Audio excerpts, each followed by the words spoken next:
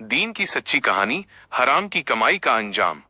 मोहम्मद इमरान नाम का एक शख्स छोटे शहर में रहता था। उसके वालिद बहुत मेहनती इंसान थे। उन्होंने अपनी पूरी जिंदगी हलाल रोजी कमाकर घर चलाया। जब वालिद का इंतकाल हुआ तो इमरान ने कारोबार संभालने की कोशिश की, लेकिन उसे जल्दी अमीर बनने की चाहत थी।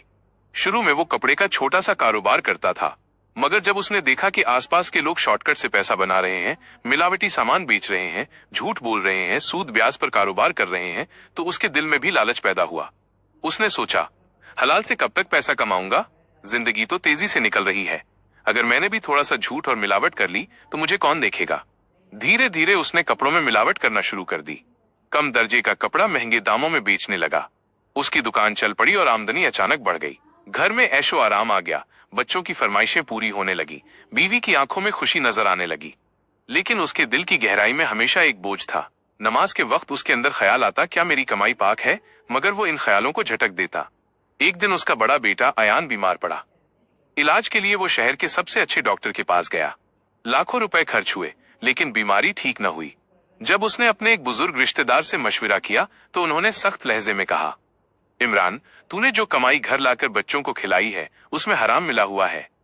अल्लाह के रसूल सल्लल्लाहु अलैहि वसल्लम ने फरमाया कि जिस जिस्म की परवरिश हराम से होगी वो जन्नत में दाखिल ना होगा। तेरा बेटा बीमार है, तुझे सोचना चाहिए कि कहीं ये हराम कमाई का असर तो नहीं।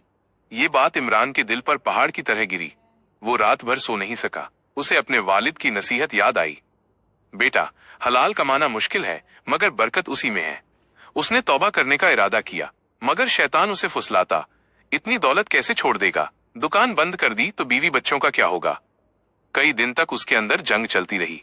एक तरफ दुनिया की चमक दमक, दूसरी तरफ आखिरत का डर।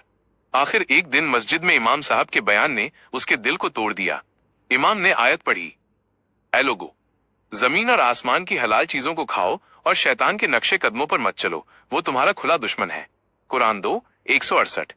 इमरान की आंखों से आंसू बह निकले। उसने फैसला कर लिया कि अब चाहे जितनी मुश्किल आए वो सिर्फ हलाल से कमाएगा। अगले दिन उसने अपनी दुकान में ऐलान किया कि अब से सिर्फ सही माल बिकेगा। कुछ पुराने ग्राहक नाराज हुए, कारोबार गिरा, आमदनी कम हो गई, मगर इमरान को अंदर से सुकून मिलने लगा। धीरे धीरे उसके बेटे की तबीयत भी सुधरने लगी। डॉक्टर हैरान थे कि बिना नए इलाज के अचानक कैसे सेहत लौट आई।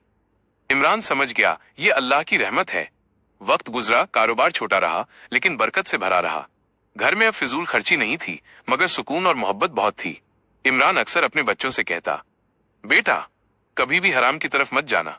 वो पैसा शायद दिखावे में बहुत लगे, लेकिन उसमें न बरकत है न राहत। हलाल की एक रोटी हराम के हजारों